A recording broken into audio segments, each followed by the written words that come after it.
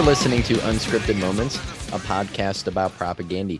On this episode, we're discussing This Is Your Life, track number 5 on 2009's Supporting Caste. And if you're not a patron of Chris Hanna's Patreon, we got to remind you that Chris, Todd, and Jord just did on Catastrophic Break with Consensus Reality this song. They covered it in a 2-hour plus video chat, which is available to the patron members.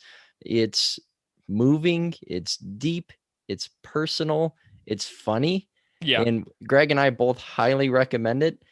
So, of course, thanks to them for telling the full stories of supporting Caste, but also illuminating some of the personal context behind, the meaning lyrically, but also musically, the inspiration for This Is Your Life as a whole. Absolutely. I love that. And I love how Chris put in all kinds like video graphics and like, pictures from throughout the recording process and things like that. So if you're on the Patreon, you can go see a lot of like some insider photos from when the band recorded this. They have like practice space pictures from Chris's basement when they used to play at his house.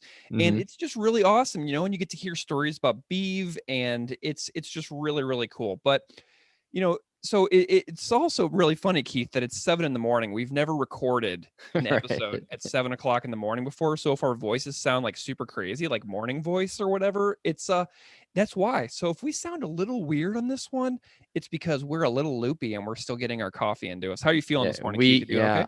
I am chugging some local Metropolis coffee from Chicago right now. So nice. Yeah.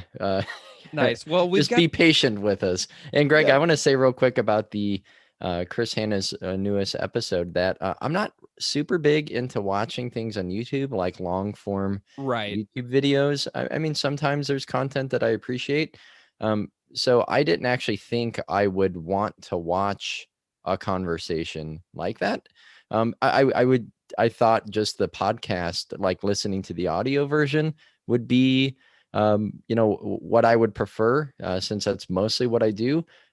But one, it being perhaps a novelty for me, and two, just being really well done. I think it being edited well, it having those funny Easter eggs thrown in, it made for a different experience that in terms of the content that Chris has put out. And what I think I appreciated the most about this, and also the last Chris, Todd, and Jord episode, is that it felt very much like you were just there in a live conversation. Like they were live streaming it, and you got to just kind of hear people chat and talk, and it has structure, but it's also clearly organic, in which it goes places perhaps they didn't anticipate. And for that, I think it just adds to the variety of content that Chris has been able to produce, from his more scripted narrative based episodes to the question and answer ones. I think his ability to bring a lot of different things to the table and to change it up has really, kept me interested and kept me engaged on that page. Yeah, and to me, This Is Your Life conversation with Todd is so thrilling, because we had Todd on for Dark Matters. So Todd is talking to us about that particular song and some of the lyrical content within that song. And I actually see this song, This Is Your Life, as being the first song in a trilogy of Todd songs across the Supporting Cast, Failed States, and Victory Lap LPs. Yeah, I remember this fan theory. This is great. Yeah. And so I'm going back to my theory. I think I talked about this on both of those other episodes on Negretto and Dark Matter. So we actually kind of did this trilogy, like not in the correct order, but I see this as being part 1 in a 3-album trilogy, where This Is Your Life refers to a childhood of growing up in a house that's consumed by anger. And then that's continued with Dark Matters, where, the son who grows up in this household of anger goes out, who had seen his father's life falling apart, but then he grows up and then he's out in the world, and in Dark Matters, he's watching everyone else's lives fall apart too. Like life has taken its toll, you know? Right. And then part 3 is the conclusion of Negretto, where the character, whoever that is in the listener's mind, sees the total decline and sings after it's too late. They want to come back to life, but they're drowning in a sea so endless. You see them come up for air, they go under forever. Squeezing hands of fate, life can't be replaced. So it's like we have this 3-album trilogy of the childhood in This Is Your Life. The child grows up into a person and then just sees the pain in the world in Dark Matters. And then at the end, we revisit the original story of the parent who lived consumed in anger and then passes away in Negretto. So I really am thrilled that we are actually doing this song now, because then to me, that sort of concludes this trilogy of episodes that we've done on these 3 songs. You know what I mean? Yeah. And that's a great connection. And one of my favorite things about doing this podcast, obviously, is coming up with new interpretations or hearing you explain something in ways that I hadn't really thought before. But I really don't think I connected songs, whether it's these 3 or, like Potemkin City Limits, even with Purina Hall of Fame, like those almost like clear connections and thematic ideas that string across those records. I feel like I've picked up so much more of those, having conversations with you, Greg, but also, with our guests, and also with like all of our chats with people on social media. There's just so much that I've thought of that I hadn't before, to where you almost settle in your own interpretation and you settle in like your own thoughts about it, and you don't have an opportunity to bounce them off other people. So that's one of my favorite things that we've been able to do with this, is to kind of bring more interpretations to the table and hear what other people have to say. Well, speaking of hearing what other people have to say, we have something really fun that we did for this episode. So a while back, I was on Propagandy's Bandcamp, and, everybody knows that the supporting cast demos are, available in full on the Bandcamp page at propagandy.bandcamp.com. So if there's a Bandcamp Friday or something that comes up anytime soon that you want to support the band, these demos are fabulous. The caption on their Bandcamp reads, "These are the most complete demos we recorded in Chris's basement for the album supporting cast in October 2008, just before we went down to the blasting room to make the real record with Bill Stevenson and Jason Livermore for super fans only." But I was listening to these demos because I usually listen to the supporting cast record when we do a supporting cast episode, just to kind of like, get a feel for the progression. And these demos are so good. But one thing I noticed is that there are no vocals on the This Is Your Life song, which they talked about on Chris's Patreon. But something that I thought would be super funny is seeing if we could do listener supported vocal covers or listener sung vocal covers. Yeah. And so, there's that song on Where Quantity Is Job Number One compilation called Contest Song, where they recorded something for Less Talk More Rock that never got finished. And it's just a blank, the vocalist instrumental on that Quantity compilation. And on the inside liner notes, they were like, "Hey, sing over this and maybe we'll put it on the next Propaganda record." And I was thinking like, wow, this Is Your Life song has no vocals. I wonder if anybody out there would be willing to sing over it. So all you got to do is get the song, drop it into Bandcamp or Logic or whatever you use to record, and just go for it. And we got 4 submissions. 4 folks gave it a go. And they're so good. They're so good. Oh, they're so good. I know. So we've got 4 submissions. So we're going to do these throughout the episode. Like every now and then on this episode, I'm just going to throw a vocal cover in. So before we get to our interview section, we're going to launch right into a vocal cover. And this first vocal cover is with a past guest of the show.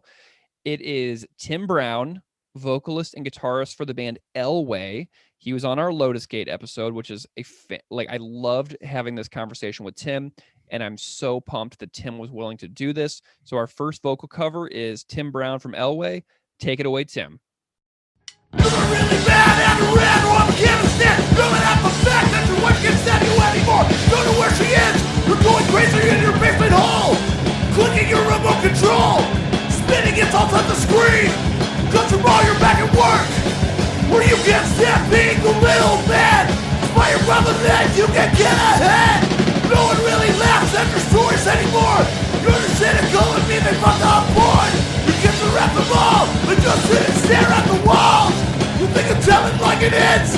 You say you get the bleeding hearts, but every single day you just sit there bleeding for yourself. You whine and cry in a manly voice. This is your life.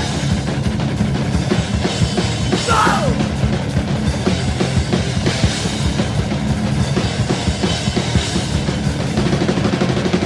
Do to yourself, take the load off your mind. Go out into the world, you'll see you'll probably survive. This is your life. Oh my gosh, that was so gnarly. Tim Browne, you rock. Also, the new Elway record is done. Tim rules. Thank you so much for doing that, Tim. We love you. All right, Greg, well, let's get to our guest. Tell us about who you talked to for This Is Your Life. Okay, so our guest on this episode is Mitch Paglia, who is the bassist for Western Addiction on Fat Records, and he was also the former bassist of the band Nothington. And you'll remember that we had Jason Hall, lead singer and of Western Addiction and former Fat Records employee, on the Life at Disconnect episode. So Mitch is in the band with Jason. And I have a fun story about Mitch. One of the reasons I was super pumped to talk to him is that I was thinking, I used to read this online music zine in the 1990s called I Dunno. So it was IDUNNO. Mm-hmm. And it was an online zine written by a guy in California and a guy in St. Louis. And I read it with my friends practically every single day. And I actually became friends with the guy who was the St. Louis guy. And we would go to shows together.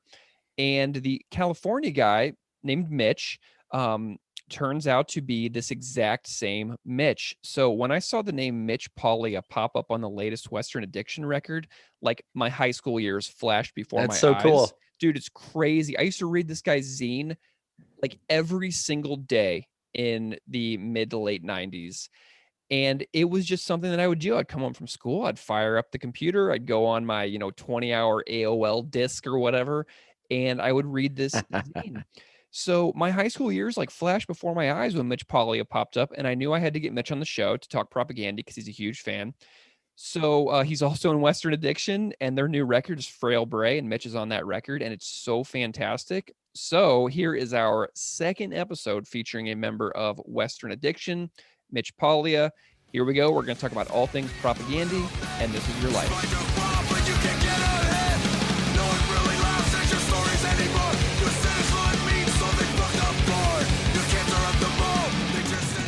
Mitch Paglia, welcome to Unscripted Moments, a podcast about propaganda.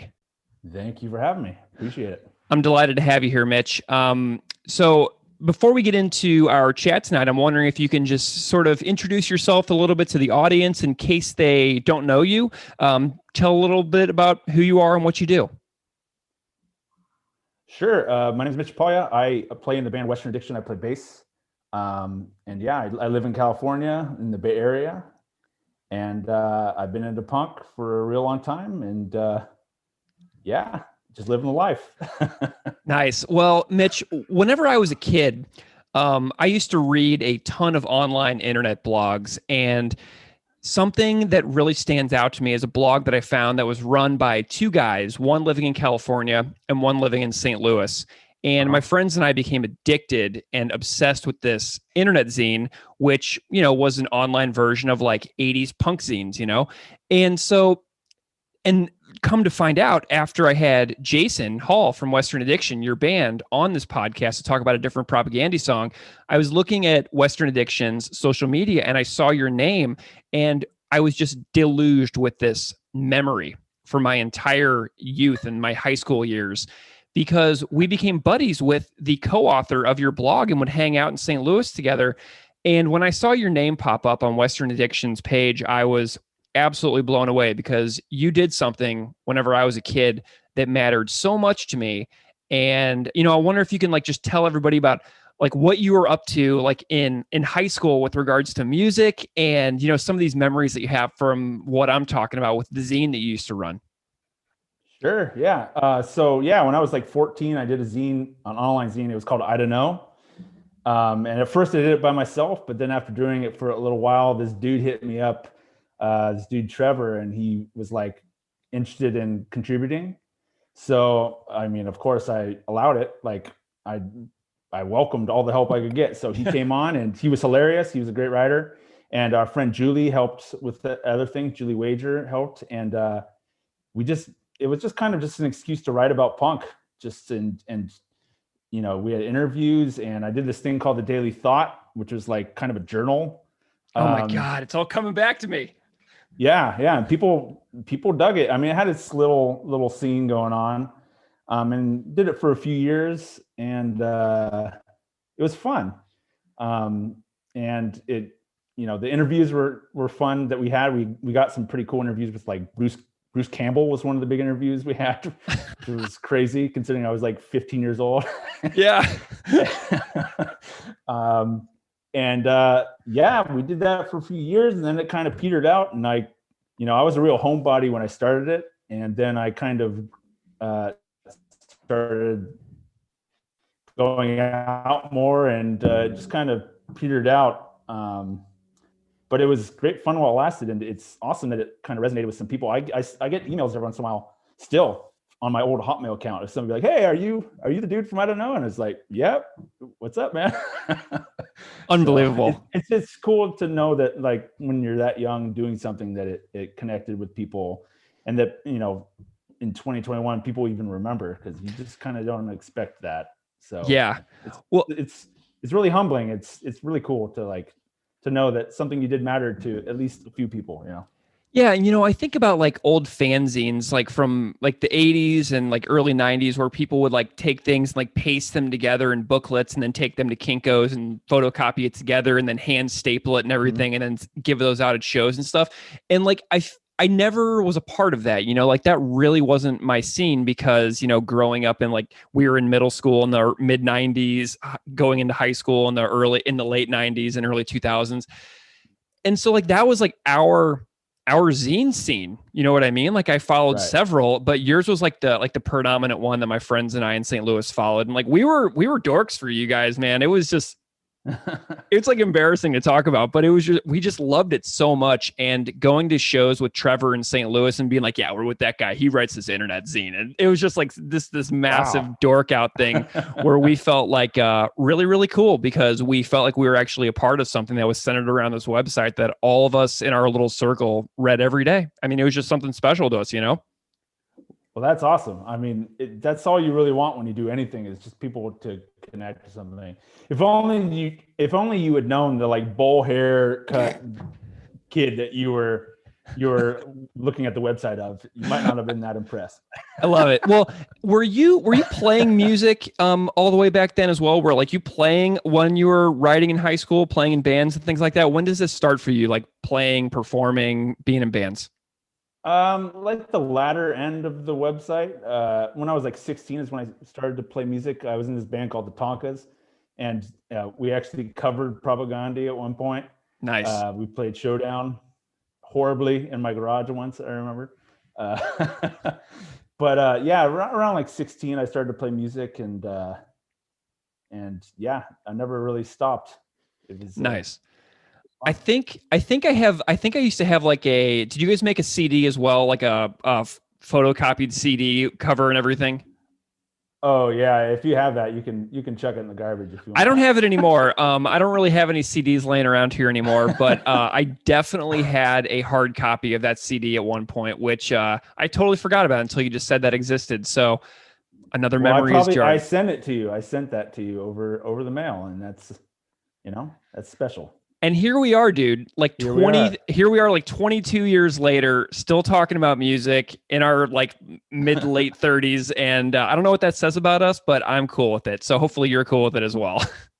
Hey, I'm cool with it. It's, not much has changed. Everything has changed, but not much has changed in the meantime. So I love it. I love it. Well, what was your musical journey like after the Tonkas, after college? Like, I know you played in several pretty well-known bands at this point, but like, what was that progression like with playing with bands after high school and through college and stuff? Me and my group of friends, our high school was kind of known for having a lot of bands at it. We were in like the wake of like Green Day blowing up, so it was just everybody wanted to be in a band at my high school. So just my group of friends, we would always play music with each other. We would go to shows at this place called the Phoenix Theater in Petaluma, which is kind of like the Gilman Street of the North Bay, basically. Mm-hmm. And yeah, I was always in just kind of little bands here and there. And then I'd say the first band of like real note that I was in was this band Nothington, who are my best friends. Chris is my best friend, basically. I lived with all those dudes for a while. And I was in that band for a little stretch, not too long. I played on the album Borrowed Time with them, and I did some tours with them, went to Europe and stuff. And then, besides that, just Western Addiction, really. Nice. And I joined Western Addiction like late 2016, right before the album Tremulous came out. It's actually the 4-year anniversary of Tremulous coming out today. So nice. Yeah. Okay. Do you know what other anniversary is today? I saw that. Yeah, it's supporting Caste. I did not know that. Yeah, 12-year anniversary supporting Caste. That's my favorite Propaganda album. It's mine too. It's my favorite album, and so I love it. I was thinking today, like Is it? Yeah, it's one of my like desert island shit. You know? Absolutely, sure. Absolutely. It's my all-time favorite record, like period. And you know, I know it's hard to say that sometimes. Whenever you're a fan of music, like figuring out your favorite piece of music ever written and recorded is no easy task. But for me, it's pretty much hands down. And if I'm just honest with myself, I'm just going to go ahead and declare it here right now with you on the 12th anniversary of that record and the 4th anniversary of Tremulous. We're going for it. See, that's the crazy thing. It's, you say this is the 12th year anniversary of that? Yeah. It feels new to me still. Like I remember hearing, I think it was Dear Coach's Corner. It was like, or maybe Supporting Cat. I can't remember, but I remember hearing Dear Coach's Corner for the first time. And it feels like not that long ago. It still feels so fresh to me. Yeah, well, and the production and the production is so perfect. I mean, if it came out today, I mean, I wouldn't think twice. Be like, this doesn't feel like a dated record at all. Like I was just listening to it earlier, and it's still holds up entirely across the board. Yeah, I can't believe it's been 12 years. It's crazy. Were you on Tremulous? Did you play bass on Tremulous?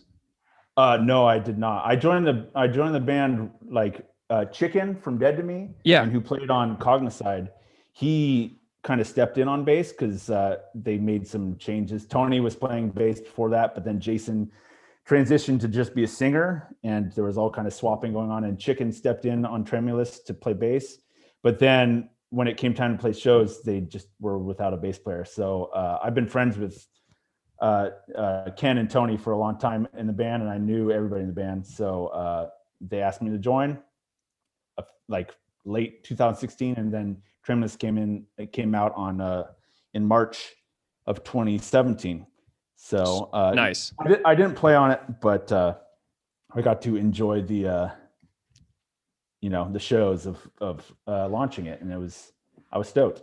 Yeah. Well, and you're on Frail Bray, which came out this year, and it's been a weird year. Well, it came out last year, I guess, technically, but it's been a very weird year because you haven't been able to get out there and do that promotion. But was it? Are you pretty stoked on Frail Bray still? Because I absolutely love it.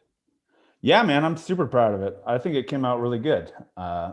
It sucks to put out an album and not be able to like play the songs for people, and like, when you create art, you kind of hope to go out there and enjoy it with the people that enjoy it with you, Mm-hmm. So it feels kind of sucky to like put out an album and then like not be able to,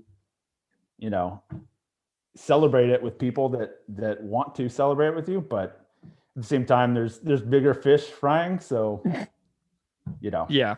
Well, hopefully, so shows will hopefully become a reality soon, and then we can, it'll be all the sweeter for the wait, Yeah, I actually just got my first vaccine appointment in 9 weeks from now, but I am officially signed up. Yeah, I'm signed up for a vaccine appointment 9 weeks from today. So woohoo, I guess, but We'll get there, but okay. So Mitch, let's kind of like, I love hearing your backstory and everything, and I'm really stoked that you're here. I had Jason on the show for the Life Disconnect episode a while back, and I love your band. So I'm really glad to keep putting Western Addiction into the ears of our audience, because it's awesome to have some mutually appreciating musicians who are out there doing the same thing as them. But how do you remember the first time that you discovered Propaganda? Like, do you have like an early memory of being like, wow, I'm hearing a new band for the first time and this is awesome? Yes, definitely. I have an older brother. He's like 5.5 years older than me. And he kind of showed me punk in general. And it's funny because like he's into like Uncle Cracker now. Like nice. He's grown beyond it. But I have not. Yeah, he had Survival of the Fattest on CD, and that was the first exposure I had. They had that weird picture of the guy getting like hit a drumstick up his ass or something. Yeah. There was something weird going on. But that was the first song I heard of them, and it was mind-blowing. Like, they were such a good band. Like, just the musicianship of that band combined with their lyrics and their integrity that they had, it was immediate. Like, they were on another level than like most bands. And it blew me away. And, that was really early in my discovery of punk, and every facet of punk at that point was just mind blowing when you're that age. I was listening to like Aerosmith before I got into punk. So, and then my brother showed me this stuff, and it's like, oh my God, this music's possible. Like, it's just kind of mind blowing when you were going through puberty and you are shown this music that is so different from what you hear on the radio or on TV, on MTV at the time. It just kind of blows your mind apart. So, yeah. And Nation States was the first song I heard of this band.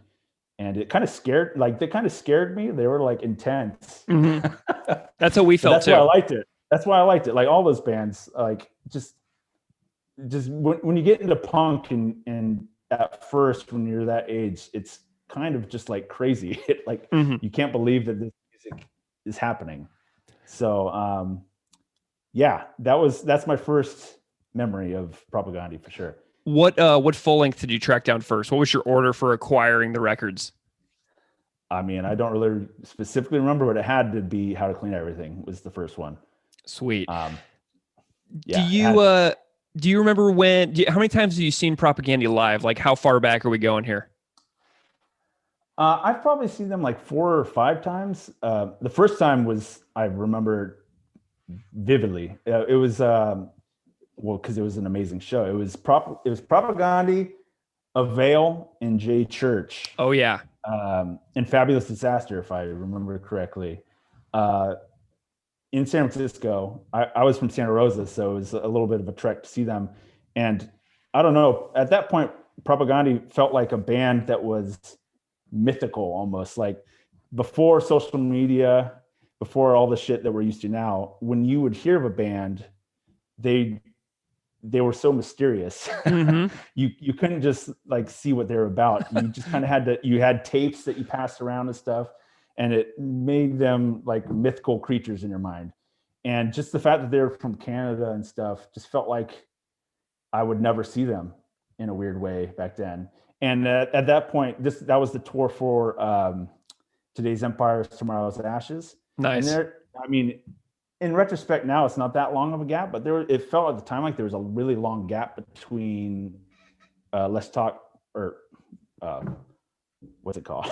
Let's Talk More Rock and Today's Empires. Yeah. It just felt like there was a long gap. So it just didn't feel like seeing them was feasible. And then when it happened, it was just miraculous. I remember so vividly. I remember like what they opened with. I remember everything. Like, it was such a good show. What was it? Mate Kata? They come out with a brand new one? No, it was stick the flag up your fucking ass, you son of a bitch. Nice. Awesome. They came out the gates real strong. So I absolutely love it. Like, my friends and I used to have like this conspiracy that like Propaganda actually hated their fans because like they played so few shows. We were like, well, they must hate us all if they don't want to play any shows for us. Like they must think that we really suck. You know what I mean? Yeah, I mean, it just felt like it was for some reason it just felt like a band I would never see, and then I did, and then I've seen them several times since. Yeah, nice. Have you seen like different eras of the band? Like, so obviously you saw the Today's Empires with just Todd, Chris, and Jord, and then did you see like different eras, like with the Beeve and with Sue Lin as well? Like, have you seen across their entire career? I've seen them with the Beeve. I have not seen them with Sue Lin. I haven't either. Really? Wow. Nope. I haven't seen them with Sue Lin. The last time I saw them was the Failed States tour in St. Louis, in like right after Failed States came out, and B was still in the band. So it's been a bit for me as well. Yeah, man. I used to work in the service industry, so I would always have to work on the weekend nights and stuff. And I think the past 2 times they rolled through San Francisco, I bought tickets, but then couldn't go to the show. So yeah, I haven't seen them with Sue Lin, and it sucks. I would love to. We were supposed to play with them, but then the world went to hell. And yeah, that was actually my big.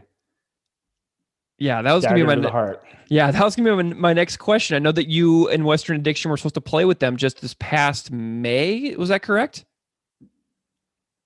Dude, it was going to be our record release show. Oh my God. It was like it was the raddest record release show of all time. It was us, Propaganda, and Torso at my favorite venue in San Francisco, the Great American Music Hall. It was just like a magical fucking show. And you know, again, there's bigger fish frying in the world. Yeah. Like it's, you know, I can't act like it's a tragedy, but in my heart, it's a tragedy that show didn't happen. It was brutal. I mean, you know, you and I like being fans of music for the last 25 years or whatever, having something like that on the books and being like looking forward to that and then having it not happen. I mean, I get it. You know, it hurts a lot. Yeah, man. I mean, it was just such a rad proposition that show even occurring. Mm-hmm. That like, yeah, it was like a fantasy come true and then just like ripped away. Ugh. But that's life, you know. It's okay. Yeah, it's okay. It's hopefully, not okay, but it's okay. Hopefully we're able to, move past this. And I know the Propaganda are looking forward to playing some shows again as well. Like I think they just announced at Punk Rock Bowling. So we'll see if that Punk Rock Bowling even happens. But, we're looking down the trajectory here, Mitch. We're going to be there, I feel like, pretty soon. So I'm holding tight to it. I'm hoping you guys get rescheduled with Propaganda. That'd be so great. Oh my God. I hope so too. Yeah. The show was supposed to be like the pre-Punk Rock Bowling show.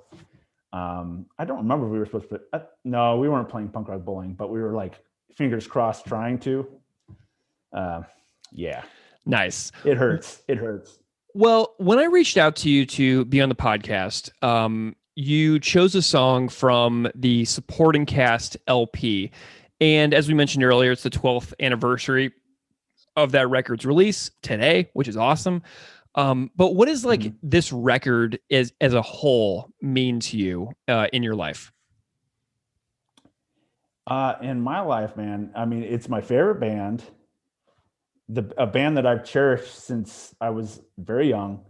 And I feel like it's a real distillation of all their parts just coming together just to create something very special, and just everything clicked on that album. From just the shredding of the instruments to the lyrics are just insanely good. Mm-hmm. Propaganda is just one of those bands that you can, the joy of listening to the record for the first time is to have the lyric sheet in front of you and to like be listening to the song while reading the lyrics and just really getting the full picture of what they're sending at you. And this album is flawless in that regard. The lyrics are just on another level, and the instrument, the musicality is on another level. Just everything is just a home run, like front to back on this record. So, and at that point, I loved Propaganda. Like they were my favorite band. They'd already put out a handful of stellar albums. And so you kind of expect bands' trajectories to kind of not just constantly be going upward. And when that album came out, it was just like, this band's still going upwards. I love them. I love everything they've done, and they haven't even peaked yet. Yeah. And that was the crazy part to me. Yeah. And it's just the perfect blend of punk and like thrash to me. And just the humor involved combined with the integrity, combined with the moral compass, just all of it is just, it's legendary to me. Yeah. So whenever I reach out to people, like I often will just like email a list of songs, and I'll say, these are the songs that we have the episodes coming up for. This is what you have to choose from. And oftentimes what it leads to is guests not being able to choose like their favorite song to be a guest episode for. Do you have like a particular like favorite song? Like if you could have chosen from anything in the entire discography to be on an episode, which episode it would have been? Oh boy. I mean, that's a broad list. I mean, I would want to talk about supporting cast, like any song on that one. The song supporting cast would be one. Dear Coach's Corner is another one I could riff on pretty hard. Nice. Humane Meat is another. I mean, all those songs are just so ripping while being so lyrically, like having such an interesting narrative and way that they are played out. I think Your Coach's Corner is one of the most interesting songs they've ever done. Mm-hmm. Just the way the lyrics are about like four things at the same time, but they all connect. It's about hockey. It's about, weird nationalism and being made uncomfortable by like the anthem being played. It's about talking to this guy who's a host who's conservative and weird. It's about his niece that's sitting there like witnessing all this. Mm. And to me, that song is like the complete that is the song that encompasses all that they do. And it's weird because it's like kind of a slower, mellower song. I remember when I first heard it, I was like, this song is kind of mellow for them. But lyrically, I think it's one of their best songs of all time because it has this crazy angle coming. They're approaching this political topic from an angle that has this very interesting narrative to me.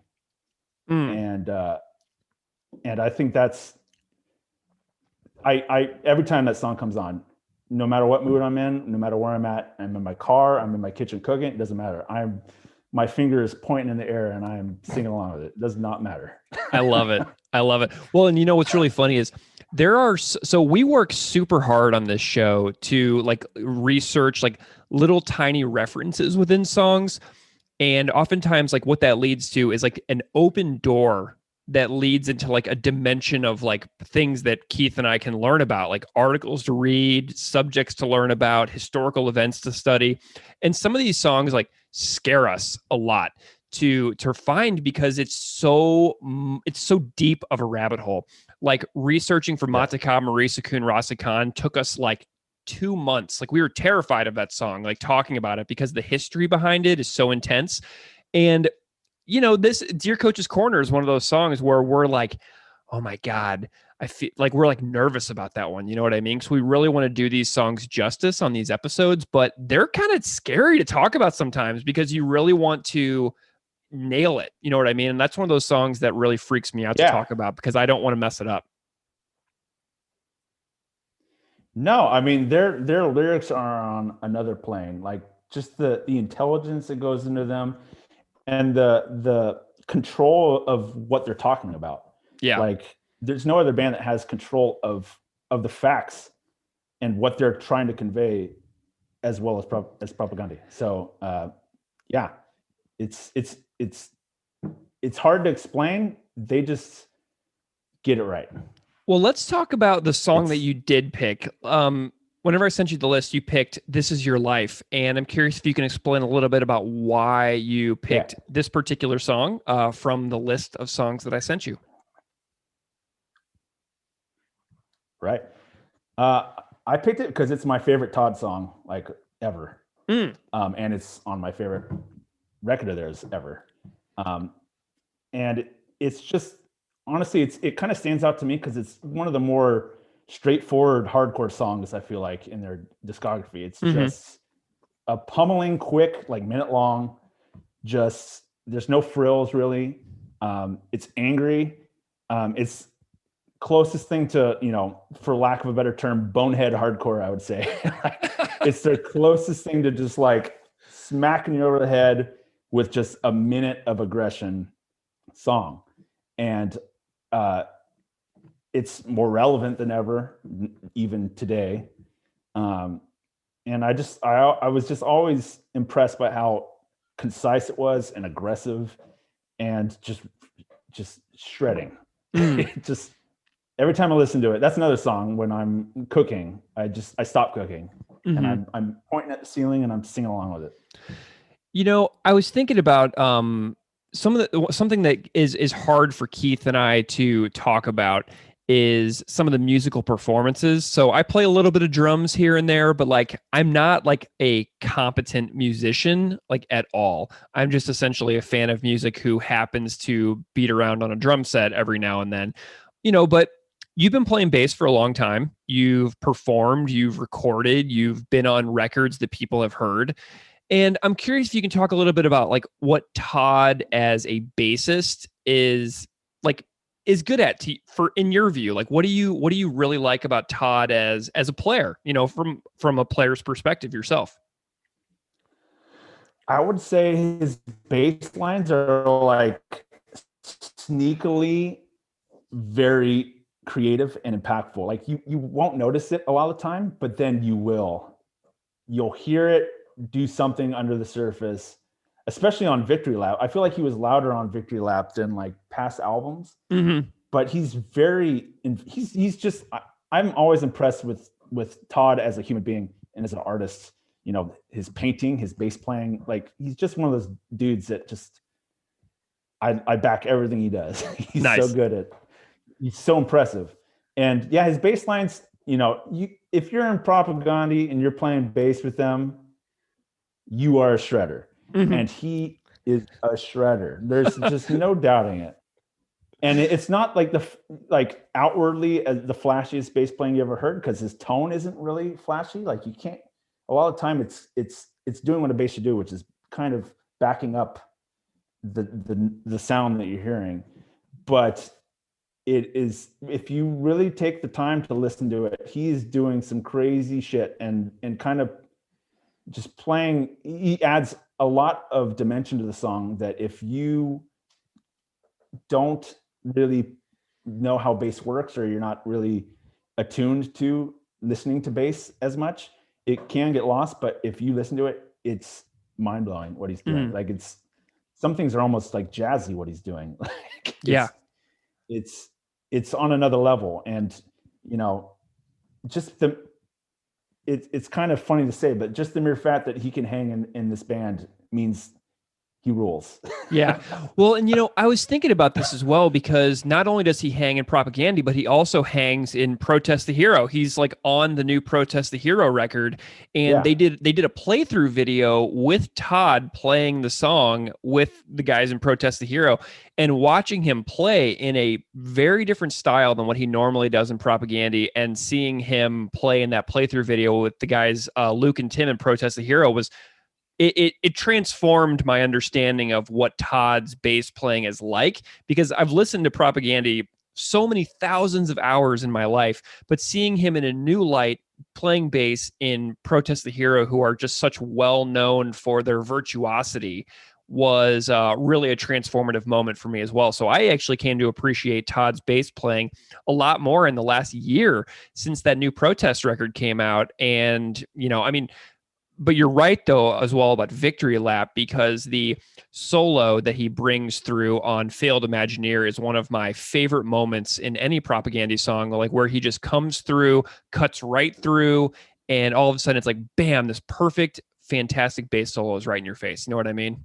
Yeah. I mean, his bass lines kind of leave the beaten path, but they don't at the same time. It does exactly what a bass player should do, which is add dimension to a song that wouldn't be there otherwise, but it's still within the framework of the song. And all it does is add to the depth of the song. And that's, as a bass player, that's kind of what you're trying to do the whole time, is have something that doesn't distract people or like make people go, oh, why is he going so crazy? But also you're going so crazy, you know? Yeah. It makes sense in the context of the song, and it's like its own song underneath the surface of the song. Yeah. And he's a master at that. Yeah. Well, okay, so let's talk a little bit more about This Is Your Life. The lyrics of this song are super intense, and the older that I get, the more relevant this song becomes to me personally, because to me, it's like a snapshot of a future, right?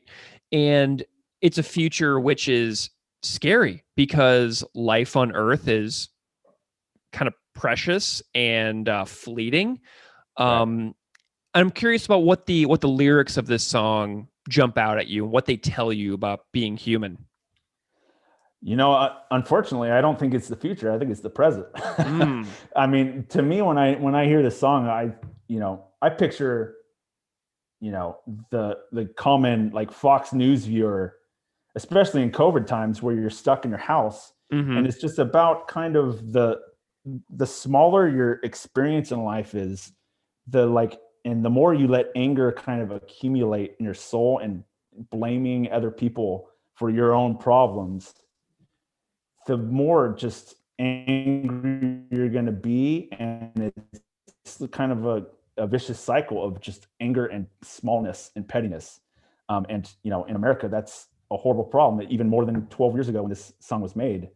And it's just, I feel like the point of the song is, we're taught in America, we're not taught, but there's a certain subset of people that are inflamed to kind of punch downward and get mad at people below them, like who are less fortunate than they are, because you're in this echo chamber of anger and political, just people feel like they've been left behind. So they just are pointing fingers at people, at immigrants, or, Iraq and Afghanistan, like they say in the lyrics, just creating enemies when the real enemy is the person convincing you that you have these enemies.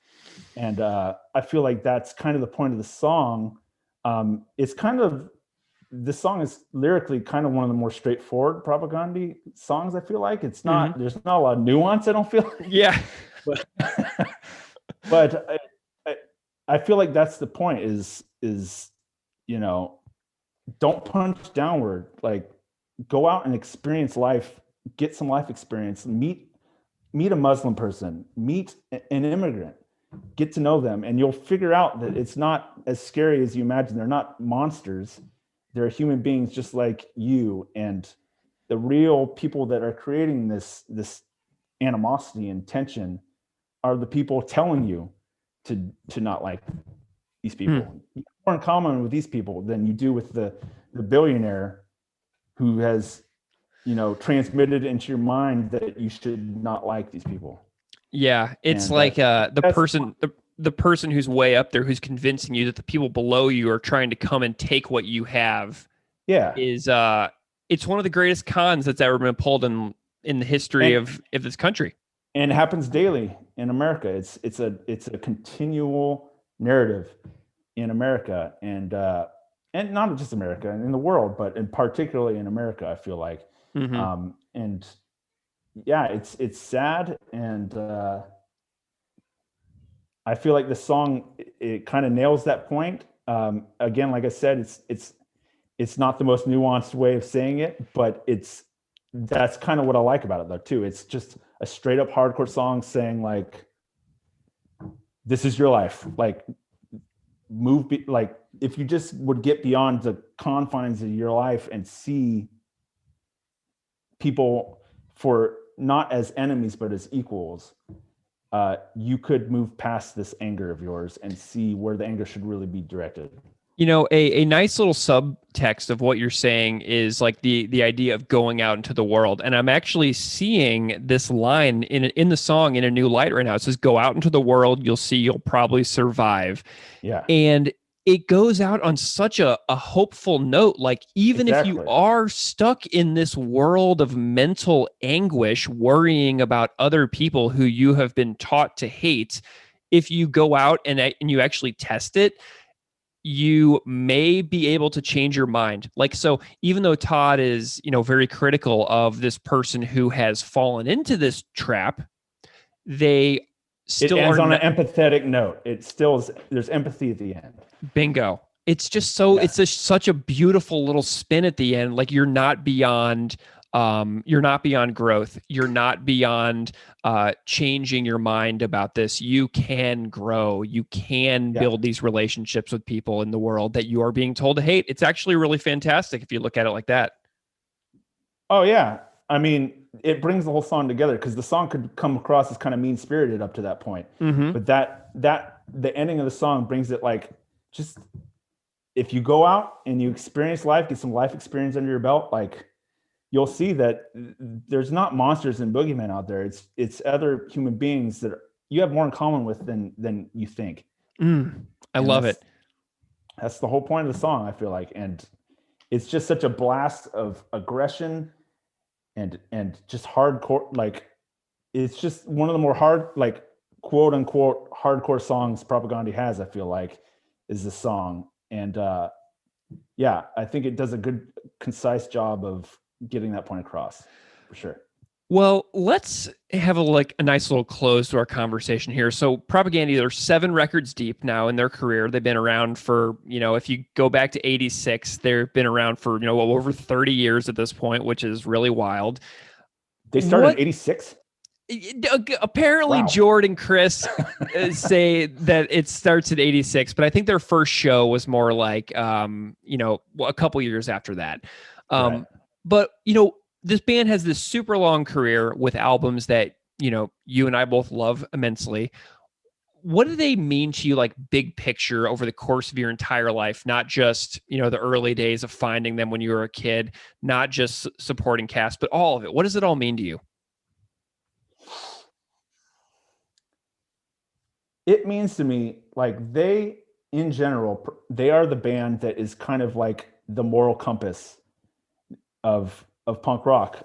There's no band in my mind. They are the most punk rock band that's ever existed, because I don't believe in I don't like the nihilistic side of punk. I don't like the self-destructive side of punk. I like the hopeful side of punk rock, and the belief that things can be better if you just make them better.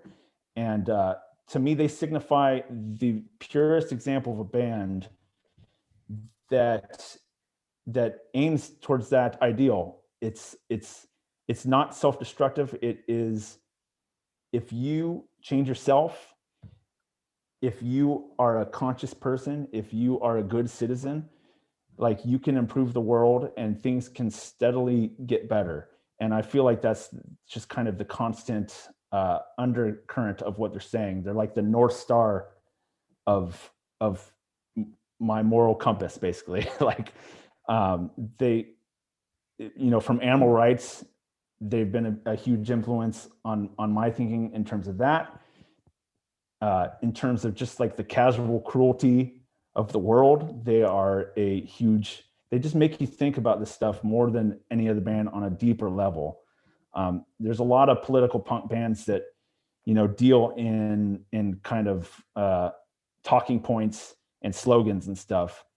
But this band has never been that. It's always been deep. It's always been thorough. They've always had a handle on what they're talking about, to the point of just being so impressive. And so for me, like, they're just such a huge figure in punk rock, because I feel like they are the punkest band maybe ever, in my mind. I'm not going to disagree. Yeah, because I mean, I don't like Sid Vicious. I don't like that punk. I like the punk that believes in the future and thinks things can be better, and will call people on their shit, and welcomes people calling on them on their own shit. You know what I mean? And they say that in the song, and just the way that they can articulate complicated things in simple ways with an interesting narrative is just something that no one else does, as far as I'm concerned. And just the musicality behind it too. Just the fact that they're just such shredders. It's really just a band that all the elements come together to form something no one else can do.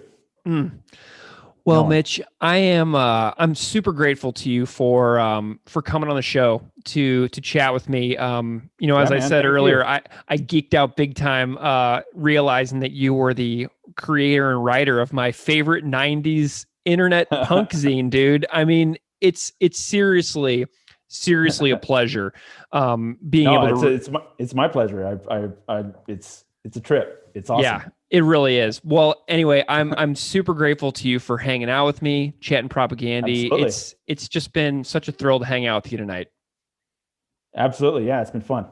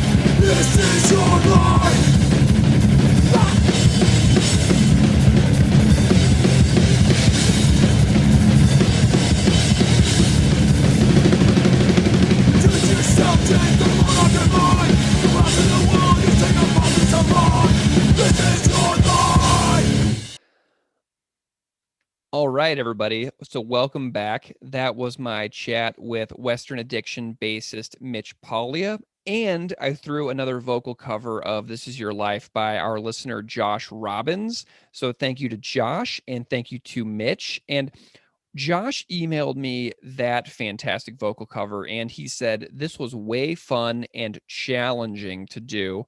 I'm pretty happy with it. I had to make my family leave and didn't have much time, plus my voice was going out. So this will do. Hope you like it. Thanks for finding this demo. Super rad that I can pretend I'm in the band for a second.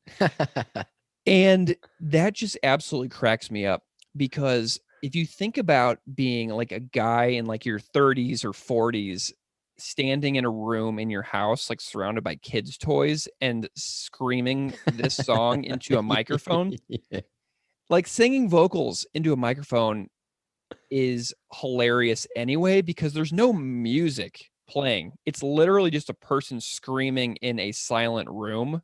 So like the thought of like doing that with your children, like in the house upstairs, and all they hear is like dad or mom or whatever yelling in the other room. Right. It's ridiculous. So I'm just picturing Josh yelling in a silent room in his house, and it's absolutely cracking me up. So, Keith, should we go ahead and go into the music for this tune?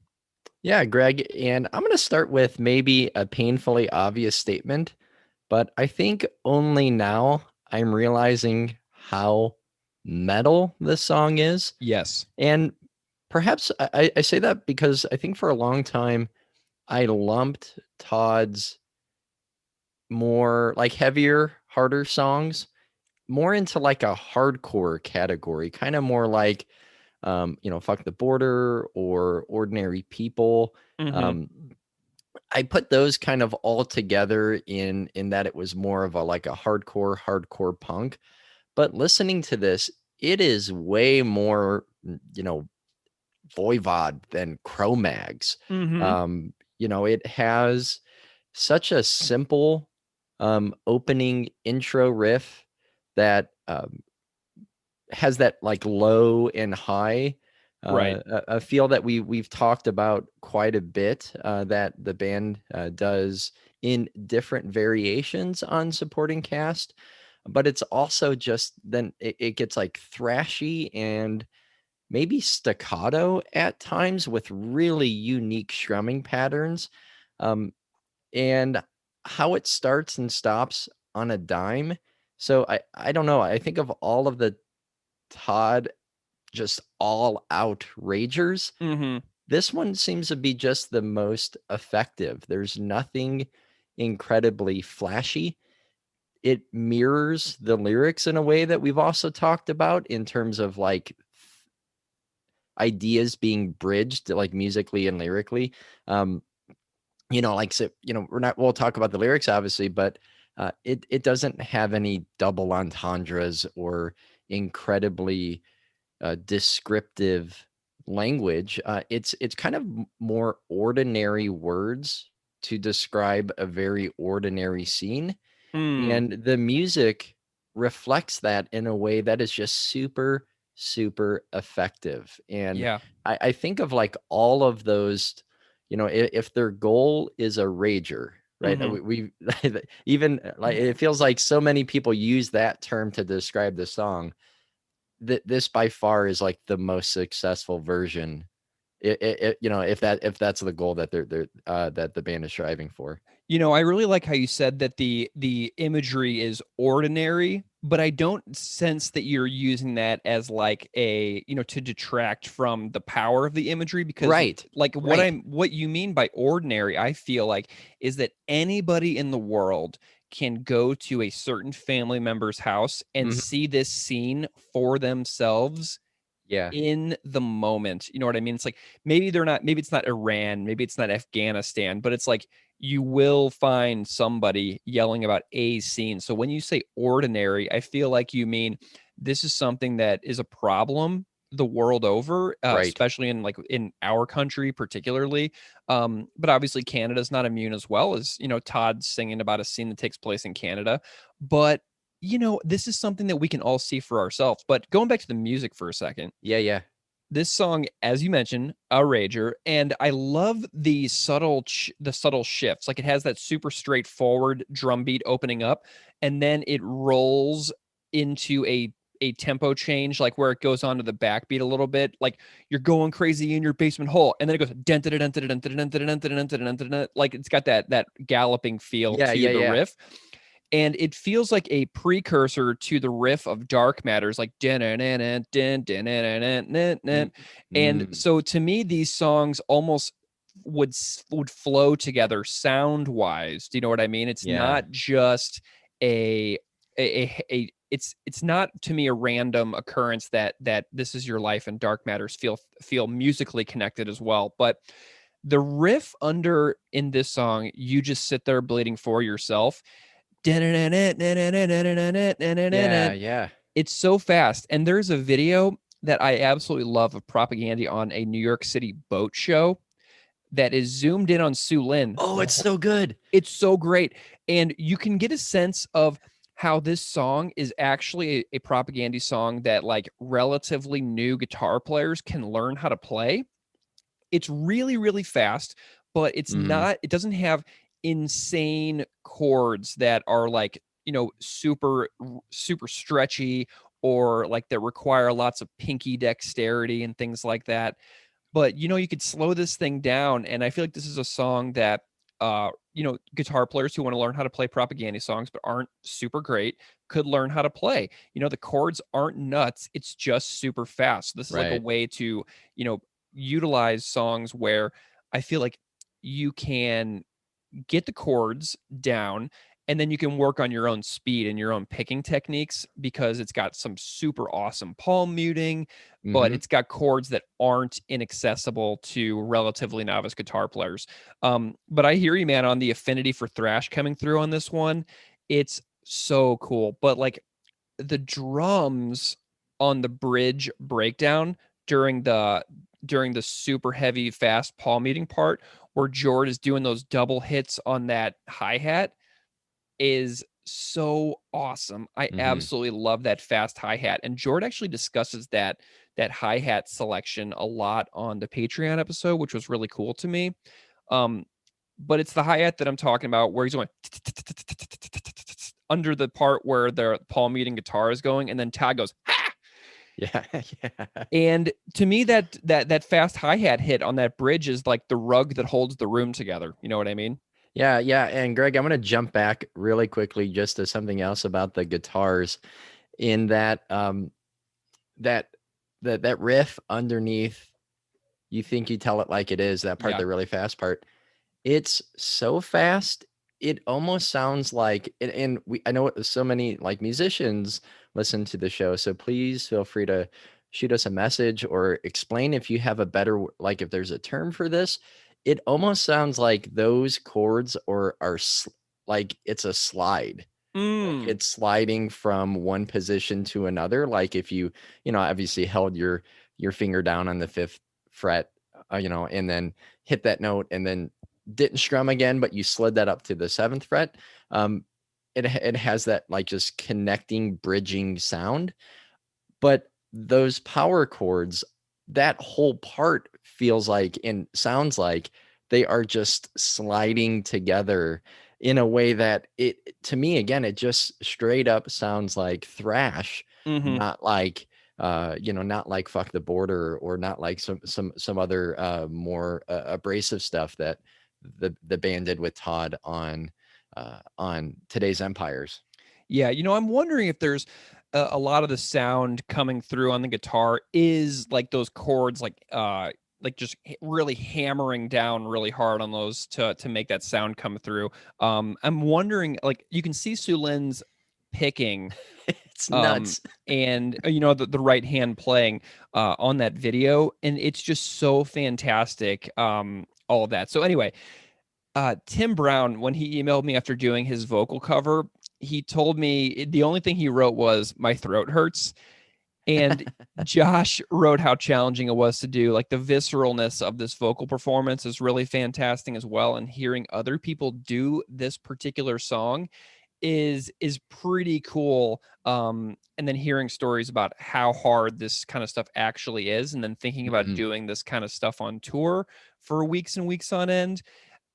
I'm just so impressed with bands like Propaganda who utilize a 2 vocal approach, because I feel like that's such a powerful touring strategy as well, where you can kind of break down the vocal duties and you can get each other a break. Because you think about these songs, the musical performance alone, there's very little breathing room in Propaganda songs. Like Sue Lynn's talked about this before, Tertium non datur, there's no rest. So the music alone, with even no singing, Propaganda's already got their work cut out for them, even if they were an instrumental band. And then you have these songs which are, hard to sing, man. I'm just really impressed with these, with Chris and Todd, the way they're able to break these down, Yeah, not only is it a stylistic variation, it allows for there to be different sounds and different voices and different qualities within the music, like say Negretto versus the song supporting Caste.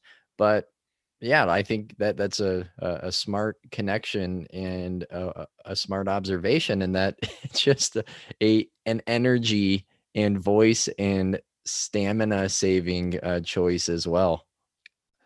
So speaking of stylistic changes, so the vocal covers that we've put in the episode so far have been true to the original form that Todd performs on the record, just straightforward. Tim and Josh are like just giving her. And we got a different kind of vocal cover submission. And this one comes from our buddy Lang Huck in St. Louis, Missouri. And Lang emailed me and he was like, I kind of feel like I'm turning it into a Greg Graffin style crooner. And Lang was playing with the tempo of the song. He was slowing it down and kind of like developing a vocal melody. And I think that he took it back up to full speed for the cover, but he was messing with the speed of the song in his audio program. And he kind of turned it into, he gave it a melody, like he gave it a croony melody. So we got a vocal cover now from Lang Huck, and he did a little bit of a different style here. So let's go ahead and hear this one from Lang. You're not really mad at Iran or Afghanistan. You're really just mad that your wife can't stand you anymore. You don't know where she is. You're going crazy in your basement hall, thinking you're remote control, spitting insults at the screen. 'Cause tomorrow you're back at work, where you can't stand being a little man. Despite your problem, you can't get ahead. No one really laughs at your stories anymore. Too cynical and mean, so they fucked on board. Your kids are at the mall. like it is. You say you can't stand bleeding hearts, but every single day you just sit there bleeding for yourself. You whine and cry in your manly voice. This is your life. Yeah, hey.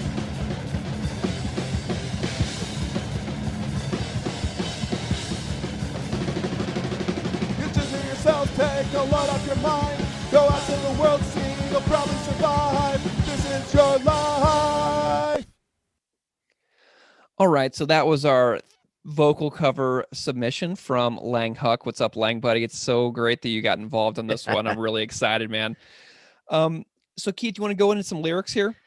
Yeah, Greg, and I want to start by flashing back to our Negretto episode, at least just briefly, when I shared some personal connections to that song, specifically the unexpected death of my stepfather. And I don't want to retrace too many of the steps and details that we covered on that episode, but I just want to remind our listeners that during that conversation, you asked me if my stepdad who passed away, Johnny, also mirrored the father figure in This Is Your Life. And that part had never really sunk in with me until you asked. So I kind of had a little bit of an on mic revelation in that in some ways it did. And it took the wind out of me a little bit because, like the Negretto connection ran deep. And although his story isn't exactly the same as what Todd talks about on Chris's Patreon, which I don't want to give too much, really any information on that. I'll let Todd's words stand alone. Plus, I just don't think I could, add to something that's so personal. So mostly what I'll talk about is just, my own observations or my own personal connections. But it still has enough parallels to make me feel an unfortunate, sad connection to these tracks. And, before that, though, I want to say that despite a, troubled relationship with my stepdad, who was a complicated person who represented neither the best nor the worst of my family, I will say that I'm lucky that my dad is an incredible, loving, supporting person who's more Clark W. Griswold than Archie Bunker or Al Bundy. My dad looks like Clark Griswold. Not even joking.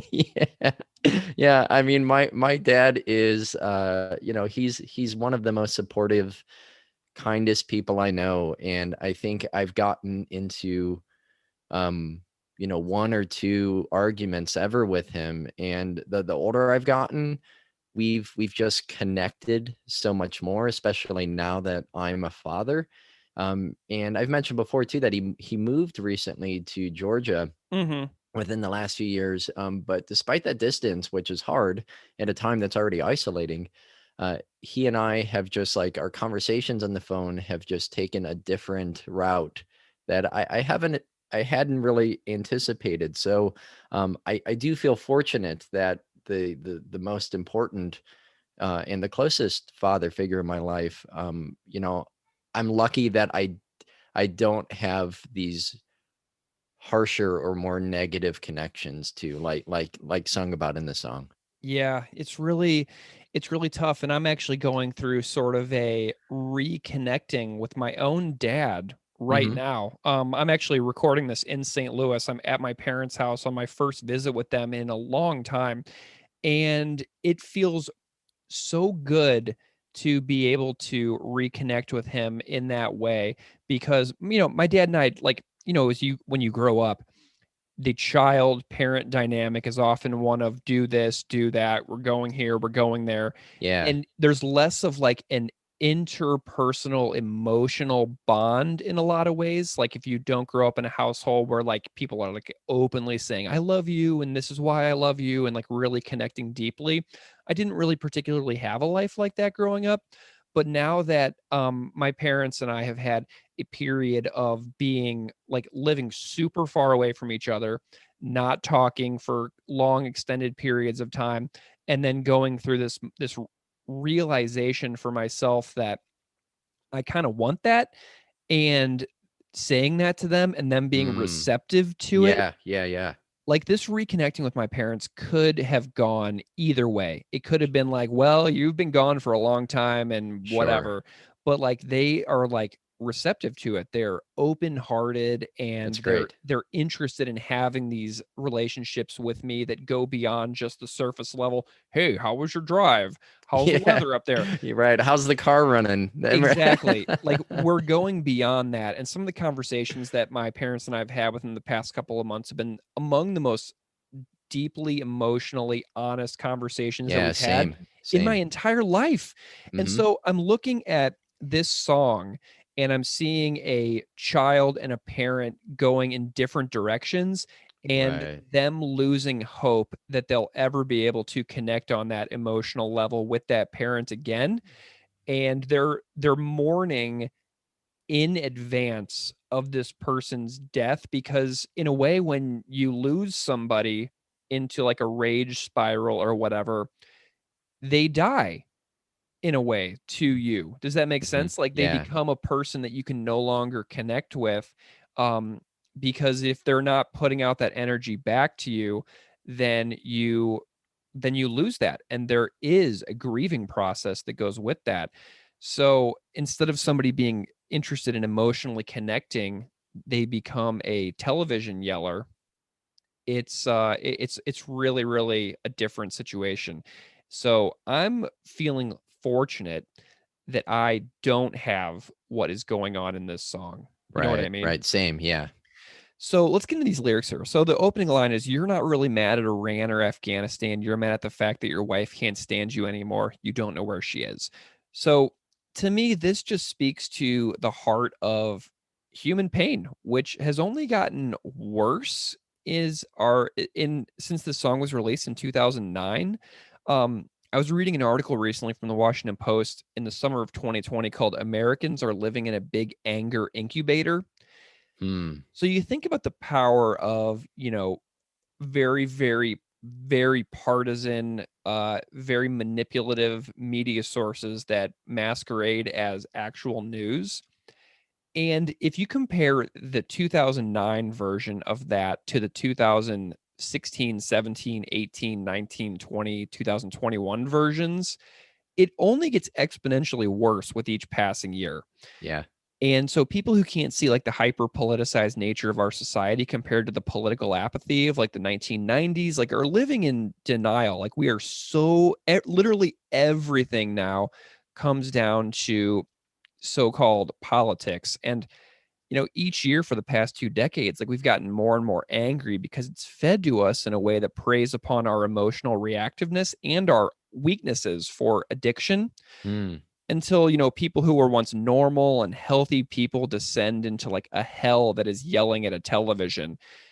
Finding yourself in an anger spiral is such a surreal experience, no matter where you find yourself on the political spectrum. And to me, this song isn't partisan against a specific political group necessarily, because I don't know about you, but I am prone to long media binges where I get more and more and more angry all along the way before I find myself like being like, I can't read any more news. I'm like, and then I get super mad.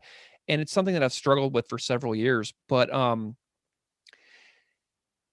I feel like anybody is prone to this. And when you live in an ongoing environment where you are just being more and more angered by what you're experiencing, it's being fed to you in a very carefully crafted and manipulated manner, that shortens lifespans regardless of your political viewpoint. Like living with so much anger that you're doing to yourself is not healthy for anybody. So I'm seeing this person who's just spiraling out of control. And to me, it's just tragic the way that we see ourselves as being informed, but how really what it's doing is it's oftentimes contributing to our own lack of mental wellness. Does that make sense? Yeah, Greg, I think that's a great point, that it's really easy to just write this off as a song about the Fox News parent. It's really easy to do that, of course. But not to see ourselves in it, and how like you said, if it's just scrolling through Twitter, or if it's just reading too much. And I think there's a lyric later in the song that I want to come back to related to that, that kind of shows that it's not just about, those people who disagree with us. But with this first part, the lyrics that you read, Greg, I guess my first connection is that it makes me think of the marginalized people who struggled not only because of their whatever they're marginalized for, if a class, gender identity, ethnicity, religion, sexual identity, the difficulties of being part of a group outside of what is prejudicially, narrow-mindedly considered to be the norm, the standard. So people who are kept down not just by institutions and systemic oppression, but by individuals who see them as threats to their own identity or to their own security. And so with that, I think of how much of our lashing out at others, like this first part of the song says, is a result of our own discontent, in which we find scapegoats to put the blame on someone else. It's this group of immigrants who are threatening the economy, or are threatening jobs, or it is a teenager who doesn't feel comfortable in their own body. Somehow that person is undermining tradition and what some concrete and very narrow depiction of what a family is. So I think here it really shows how we project our own failures, frustrations, and fears onto groups who are already beaten down by the governments and by society as a whole. Yeah. But if you say that to a person who is doing that, it's, oh, how dare you accuse me of that? I'm not a racist, or I'm not, I'm not transphobic. But, so many times when we have our own fears and insecurities, it can't be our own fault. It can't be the people's fault who create systems that we've all inherited. It has to be these other vulnerable people who literally may not have food for that particular day. Oh, it's definitely them. And it's tragic, because when you call out those situations, it's so hard to convince the person who said those scapegoating comments to actually see what you mean, because then they see what you're saying as an affront to their views of the world, and they're like, I'm definitely not like that. So it's a really tricky situation, because then it becomes something that you can't argue somebody out of it, because they were never argued into it. They were not reasoned into it. So there's no reasoning somebody out of something that they weren't reasoned into. Yeah, Greg, I'll say that in my classroom, how I address statements that are sexist and racist or homophobic, typically a response is, I'm not sexist, or I'm not racist. And I tell my students, I don't really care about how you define yourself in that way. Like, if you see yourself as being racist or not, it doesn't matter what you label yourself. It's the things that you say and do that determine whether or not you have racist ideas, or if you've done something that threatens or belittles someone because of some trait or something about their life. So that's something that I share with my students, but also to keep in mind for myself, that it doesn't really matter if a person can say, like, it's funny how often, like, people who aren't racist say and do the most racist things or the most sexist things, because they can think, well, I don't think I'm better than other people, therefore they're not racist, and not realizing that the things they're saying and doing are ultimately determining whether or not they are. Yeah. And one of the things I try to never do is I try never to say that I'm not racist, because we're all prone to these things, and we've all been conditioned throughout our lives in certain ways Right. to be reactive to certain moments. And I'm still unpacking all those things for myself. Like whenever I grew up in St. Louis, in the St. Louis suburbs, I would turn on the news every night, and there would be like a murder in the city of St. Louis or an arson in the city of St. Louis. So like I was growing up living in this like all white suburb called Fenton, and I'd be turning on this news and I would see these like crimes being reported on the news. But instead of like seeing beautiful things in the city of St. Louis on the news, I was seeing only ugly things on the news. So that Right. filtered into my brain of the city of St. Louis as being this over there where the crime happens. Yeah. And so we would go to Blues games or Cardinals games in the city, and I'm like, walking as close to my parents as I possibly could, because I feel like at any moment those things that are reported on the news are going to be happening to me.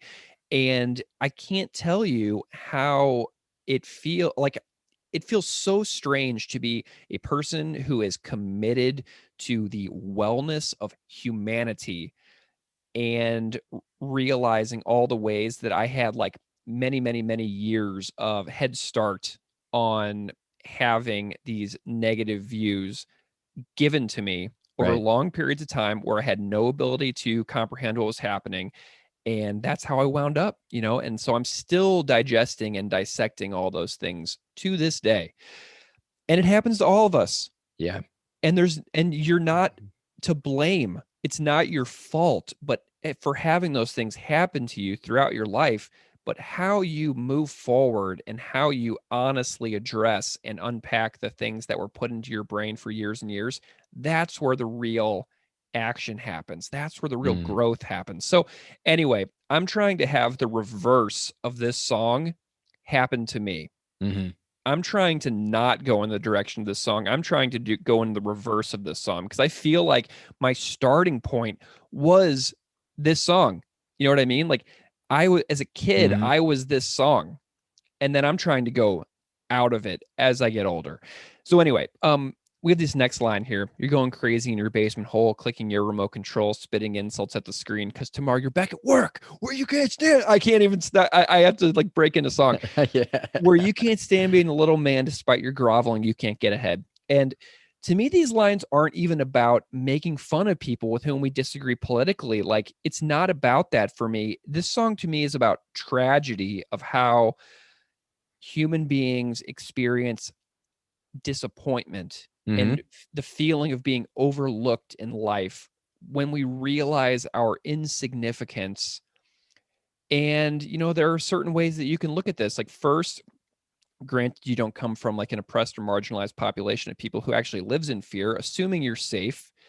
You can be like accepting of being somewhat insignificant, and you can be like a Taoist about it, basically, where like we realize I reside in this lowly place on the planet. I have my little niche of harmony with the world. I'm going to do my best, and I'm going to seek harmony with my surroundings, even though I have this lowly status that I may never really emerge from.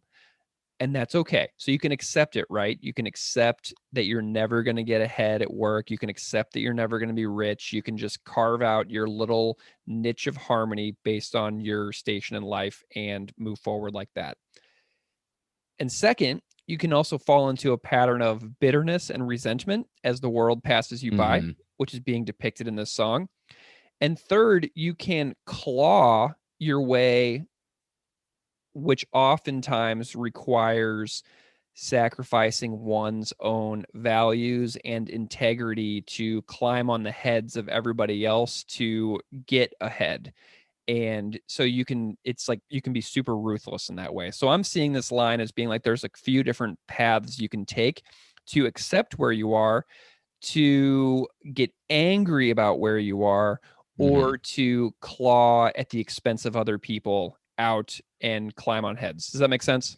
Yeah, Greg. And I think what you said is that how it's not making fun of people. Like there's definitely empathy Absolutely here, even though it's still kind of harshly worded. Yeah. You can tell that I mean it, while reading simultaneously as an indictment of a generation of men, it's also an indictment of the system in which those people work and live, like the what was created that they were born into. So not all, but most of the men that I've known who had some influence on my upbringing, this kind of mirrors that.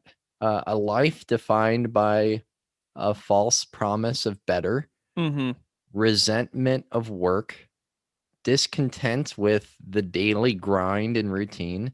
Yep. And it ends up just rotting people's minds and hearts. And, it in some cases it's demeaning work, or it's unfulfilling work.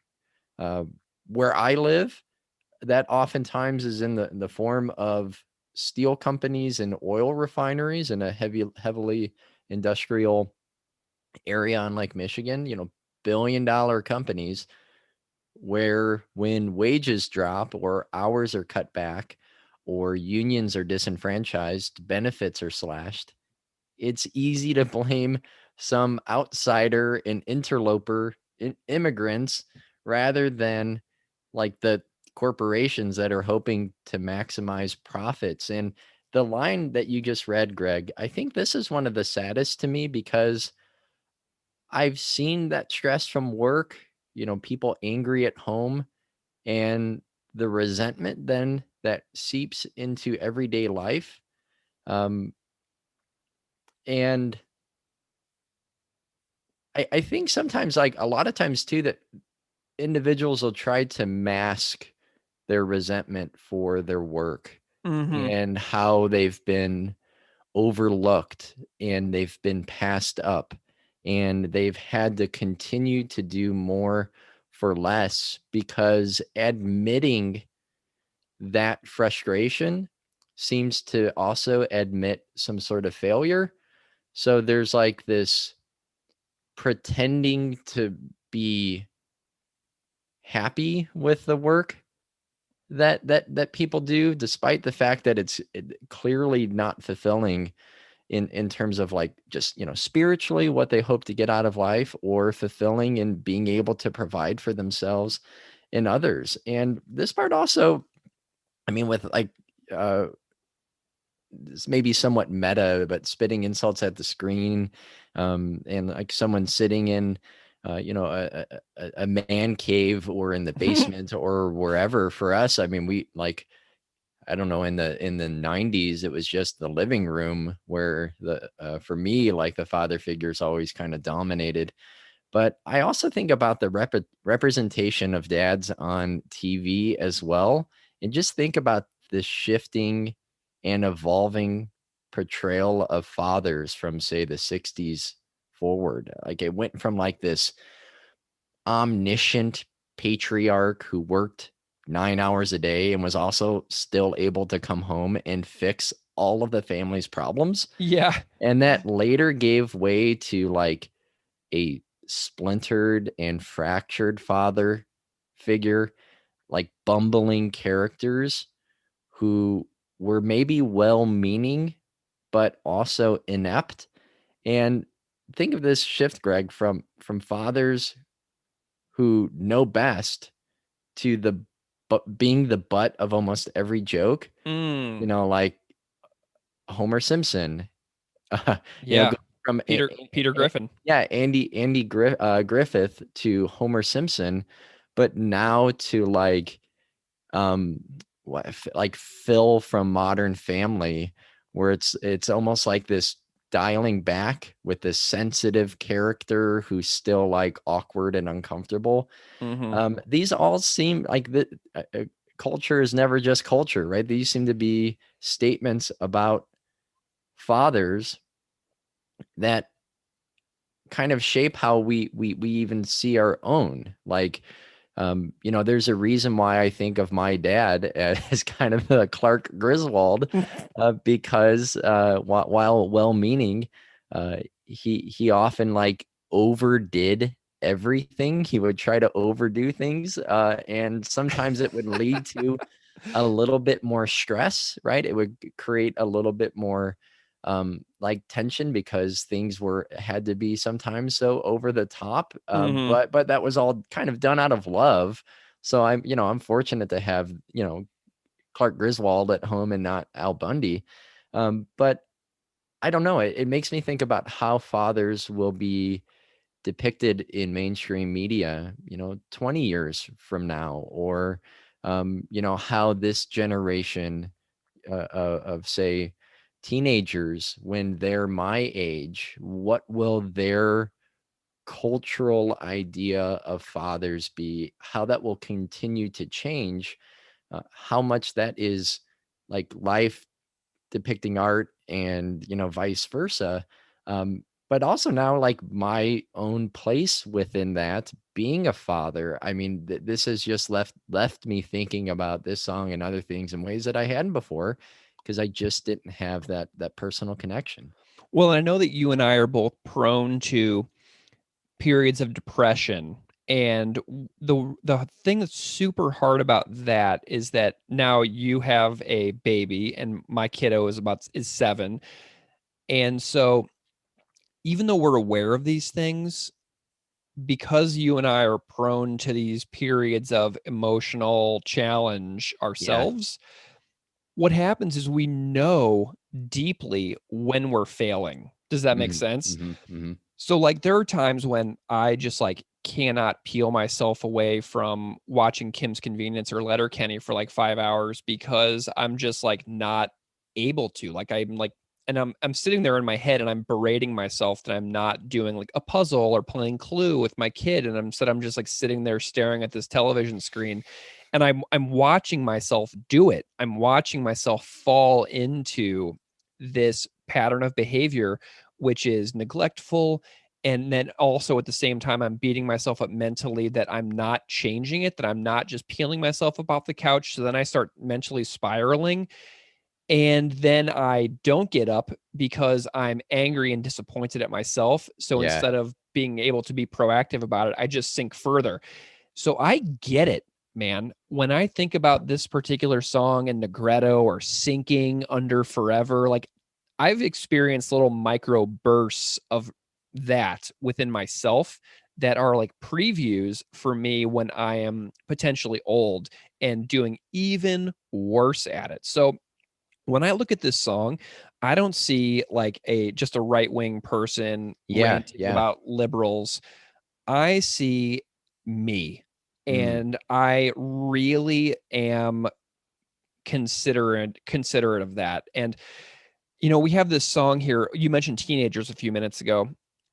And then we have this next line: no one really laughs at your stories anymore. You're too cynical and mean, and they fucked off board. Your kids are at the mall. They just sit and stare at the walls. And Todd talks about this in the Patreon, about how the kids are like sort of like a universal any kid instead of just him and his brother.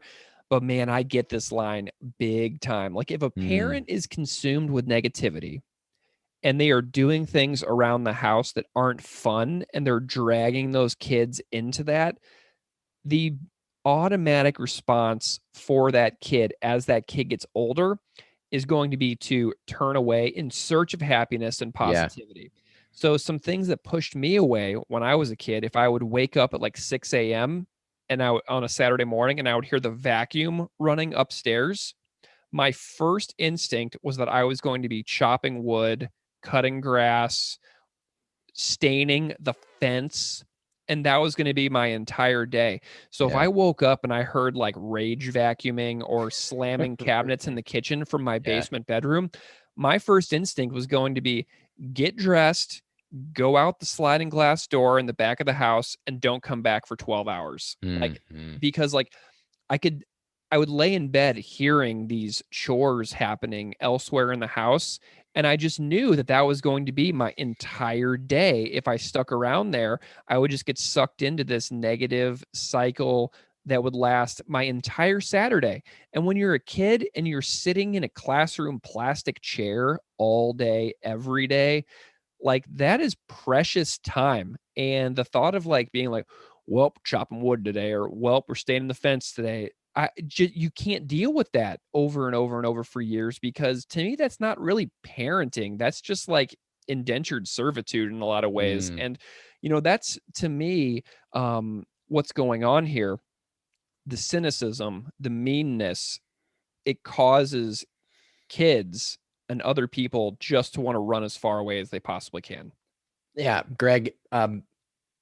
Once I was able to drive, I got my license. I remember just bailing. Mm-hmm. My parents are divorced, and if I was at my mom's house and things got heated or uncomfortable, and I drove there and stayed for the weekend, I reached a point eventually to where I would have someone come pick me up to leave, and I wasn't embarrassed about that, or I didn't feel guilty about it anymore. I would just like, all right, I'm not going to be here if this is what's going to happen. Or later on, I would just grab my bag and dip out and drive home.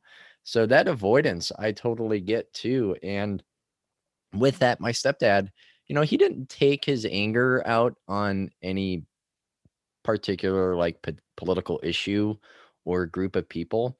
He was more likely to direct his own discontent and project his own like personal failure just on his family. Uh, but in a way that was masked as like, oh, I'm just being funny and you can't take a joke. So if it was like crude jokes and offensive comments constantly made around every family member, my mom, my older brother, my younger brother, my grandma, and he had the same sense of humor throughout his entire life. He made the same racist jokes when I was like 10 as he did when I was 30. And when I was a kid, I didn't even realize it was a joke. Yeah. Like I remember him telling me one specific joke, and I didn't get it was a punchline. I thought it was like a factual statement. Oh, yeah. And I remember telling that joke to a neighbor, that neighbor being the ethnicity the joke was directed toward. Oh, God. And I'm like, oh, hey, I just learned this.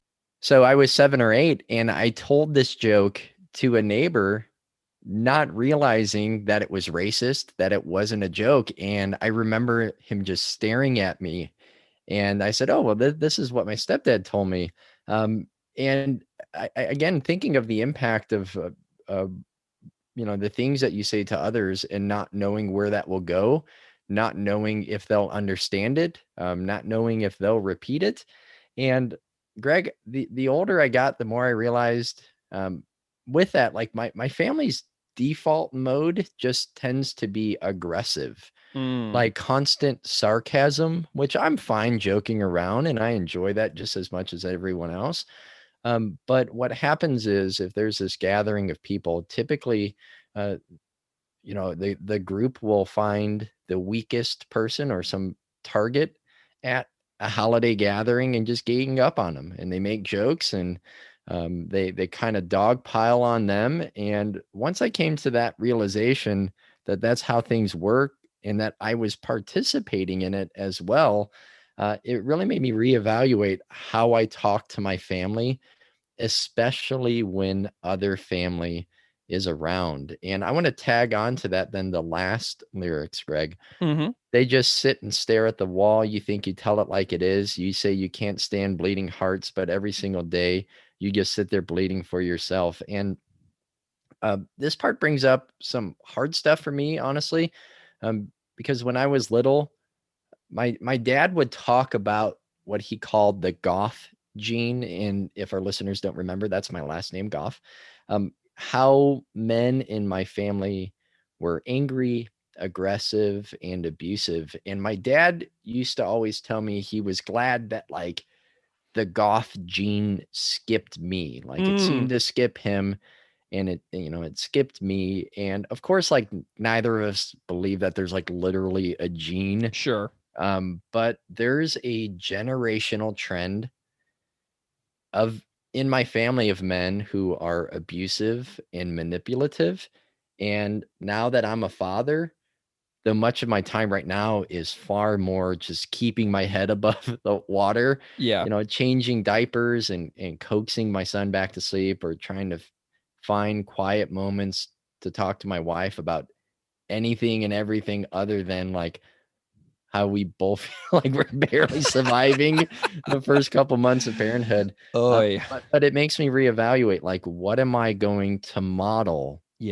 In terms of emotional maturity and empathy and kindness, and also realizing when, like, that I'll always be modeling that, even if I don't feel like I'm specifically doing something to teach a lesson or to show something, just like in my classroom, that how I welcome the students, how I say goodbye to them, how I transition in class to another activity, how I respond to a student's comment, or like if a student needs a redirection, like all of that is modeling like everything that I do, like how they see adults interacting with teenagers. So everything is modeling, like if it's in the hallway or what else. So how will I limit my own temper and frustrations? Because, people are like, wait, you get, you have a bad temper, or you get upset. It's like, well, I think most people do.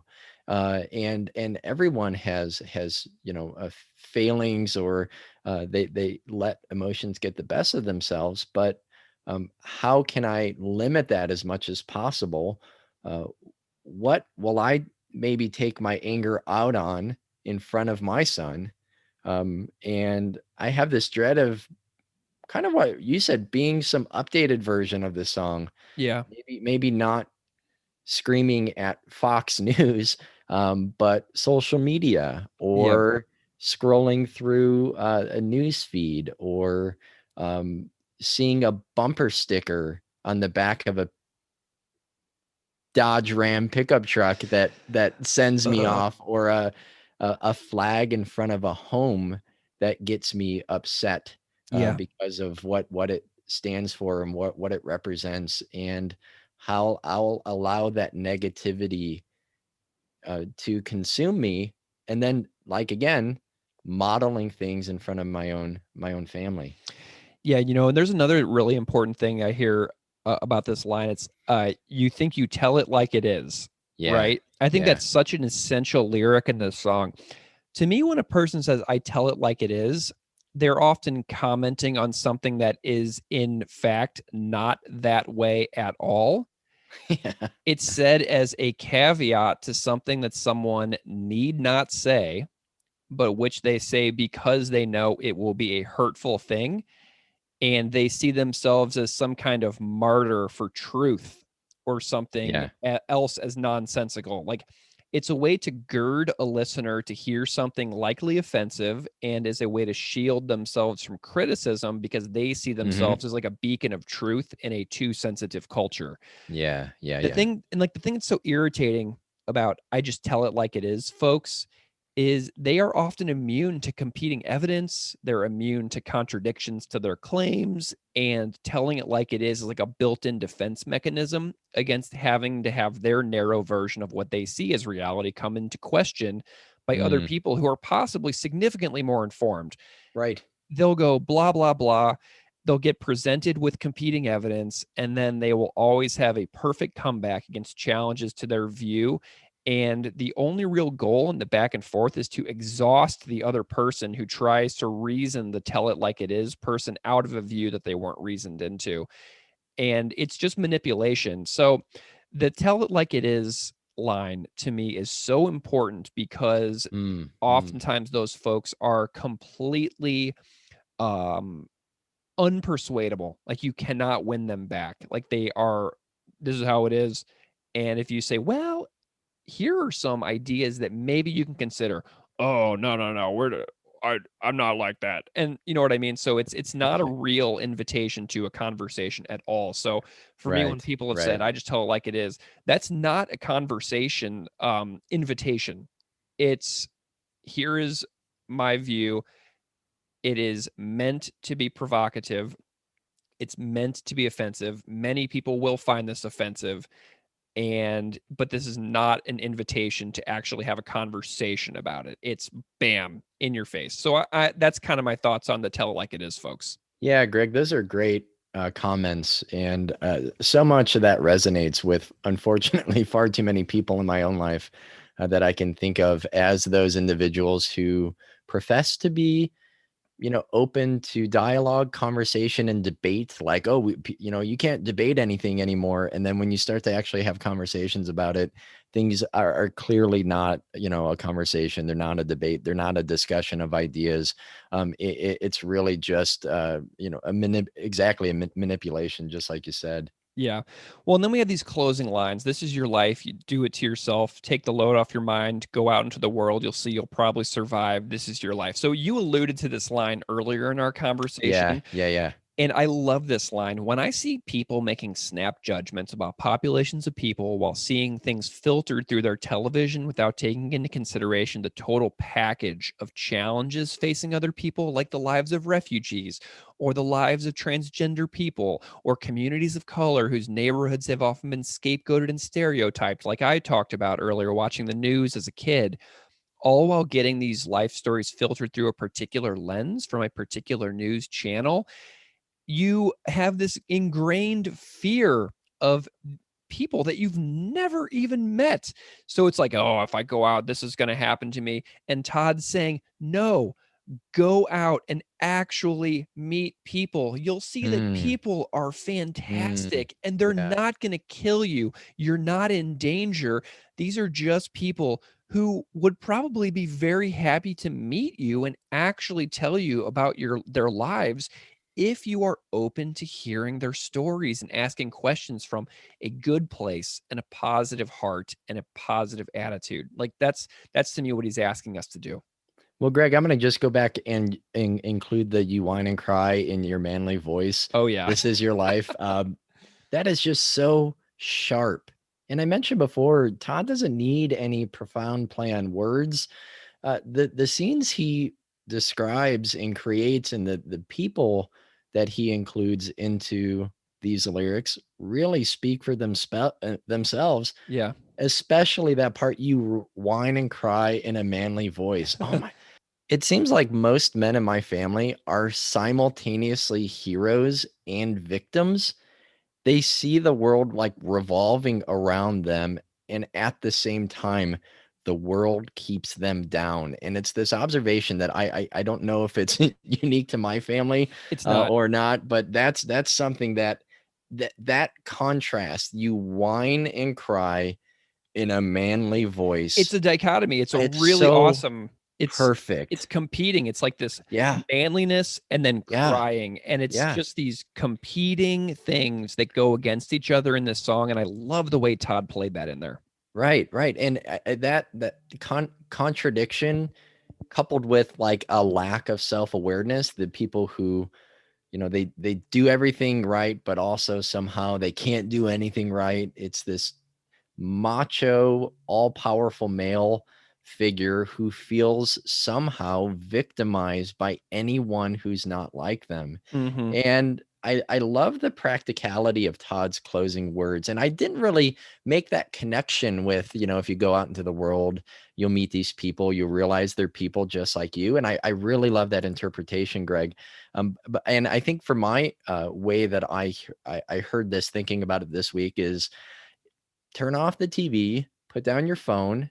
If your anger is stemming from a group of people or from the constant negative feed of, for me, last night at 1:30 in the morning, seeing, of viral videos of police, or if it's from states passing oppressive laws and restrictive laws, and just this constant negative weighing down that I kind of bring into onto myself, right? I want to stay informed and I want to be aware, and I don't want to just be like, oh, I don't follow the news, because that just comes with a terrible privilege that I think is just unfair to the people who are living and experiencing the news, for someone to say, I just don't follow it. But I think not to let ourselves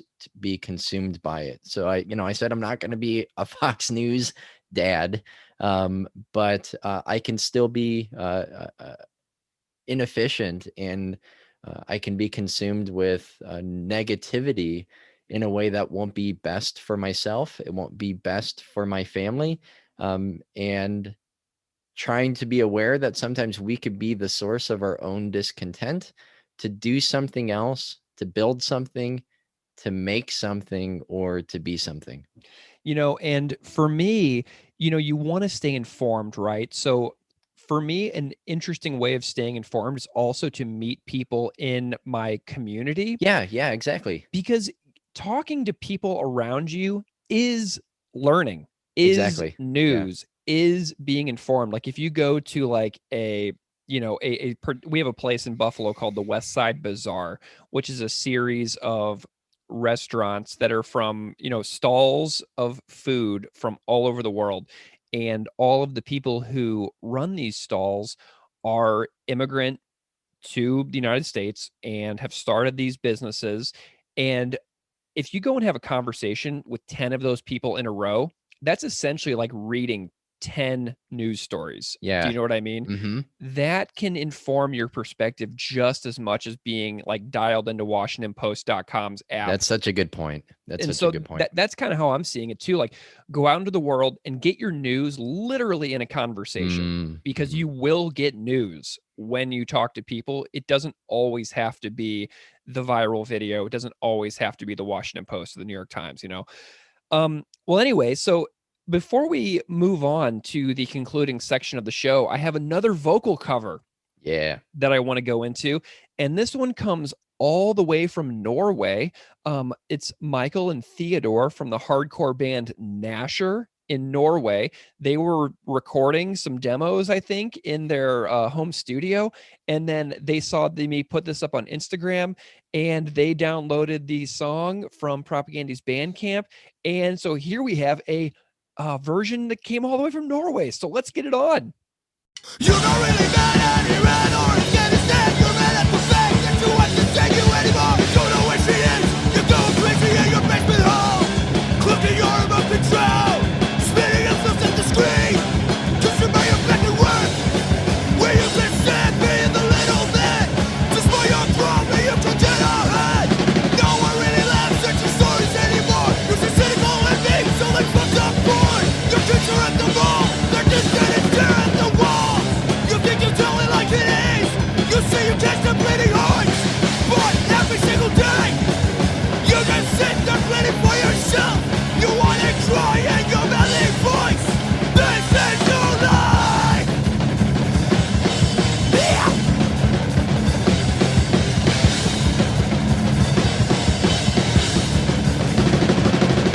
You do to yourself things all of your mind. Show us to the world to see your promise survive. This is your life. All right. So thank you so much to Michael and Theodore from Gnasher in Norway. That was fantastic. So Keith, did you find any YouTube comments for this particular song? Yeah. One said, this song is dedicated to all you Fox News watching drones out there, which definitely I think is important. But I, as we said, I think I would extend it to all of us who are binge watching and anger scrolling and doom scrolling, whatever it is. Yeah. Not just those, but anyone who is being consumed by their anger. Yeah, one of the things I always like to do whenever I listen to these songs is I try to turn the mirror on myself a little bit, which I think is a behavior that Chris does really well in his own songwriting as well, which is one of the reasons why I like Propagandy so much, because the band shine the light directly on their own flaws as people consistently. They shine flaws, obviously, on issues all over the world and people all over the world, but, being one's own most powerful critic is you're the only one that can change your life. So yeah, I like it how the band shines light on themselves as well. And I found a couple here's one, such a concise and satisfying ripper. Yeah. Yeah. Love that. And then I found another one that says, I love Todd's hardcore songs. I also love his slow melodic songs like Bringer of Greater Things, Cut into the Earth. Those lyrics are awesome because only Todd could make fun of right-wingers this way. But like I said, I'm looking at it beyond just this little narrow partisan gridlock. Yeah, and I have one more, Greg, from Graziel, our pal from Brazil. Hey, Grazi. And this is from the Sulin video that you mentioned from Rocks Off concert cruise in New York City. Grazi said, when I grow up, I want to be a guitar player like you, Sulin. I was just looking through some videos and your free lessons. That's very nice. Cannot wait to see Propaganda live for the first time in Brazil. Cheers. That's such a good video. If you haven't seen that video, pull it up. It's so good. And Rocks Off is actually a really cool production company. They were the promoters for the Bouncing Souls Gold Record release shows in 2006, which I actually went to in New York City. So I went to 6 nights in a row of the Bouncing Souls in New York City that was promoted by Rocks Off way back in 2006 in the summer.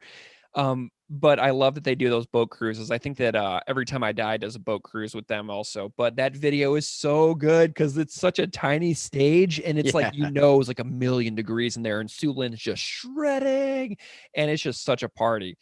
So Keith, take us out here. What do you got here as far as like lesson takeaways that you'd like for people to consider?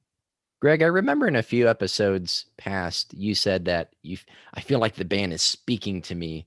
And I think that's probably my biggest observation here, and perhaps one of the clearest examples of a propaganda song serving as a warning to me, especially in a way that perhaps I just didn't pick up before. It could be easy to point the finger at others, my late stepdad, or other people I have tenuous relationships with, the angry people I know who put down others to lift themselves up. But now that my actions, all of them, implicitly and explicitly, serve as a model for my own child, I'm more concerned about this not becoming my life. Yes. Or what my life is. And as I mentioned, what I allow to consume me rather than developing skills or building relationships. So yeah, I'm not going to be the person yelling at the TV, but that doesn't mean I'm in the clear. Absolutely. Like, to me, this song is a challenge for all of us to look at the imagery presented in this song and to ask yourself now, at whatever age you are today, do you want this to be you? Because it can be you. No doubt about it. We're all doing our best throughout the middle-aged years when people tend to get less curious. And that's one of the things that I love about doing the show with you and doing my other show is that this keeps my brain ticking. And I easily could be a totally different 37-year-old version of myself. I could be less curious. I could be less passionate. I could have less hobbies. I could be more apathetic.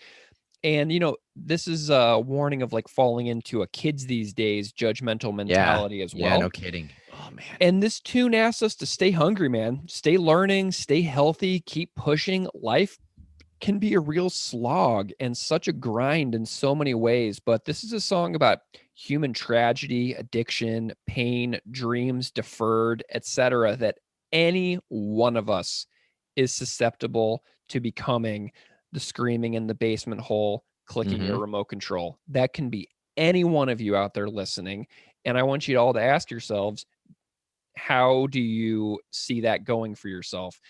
Do you see this possibly happening to you? Can you see any of these early behaviors in yourself? Is there a way that you can reduce its chance of happening? That's just kind of what I'm thinking about, Yeah, Greg. Well, I'm going to go ahead and share my rating. When I think of this, the purpose of This Is Your Life, its goal, and I measure that against the other songs in the band's discography, I got to say that this song is easily one of the most effective tracks the band has ever written. It's compelling. There's no wasted time, space, or words. It's painfully relatable. I think it's one of my favorite Todd songs within this style. So I'm giving it a very strong 4. This is a great song. It's a banger. It's a real world issue that many families are dealing with more and more with each passing year. I feel tremendous empathy for what these families are going through, any family, not just the family presented in the song. And this to me exposes how vulnerable people are to having their perceptions of reality twisted and distorted until we're basically unrecognizable versions of our past selves.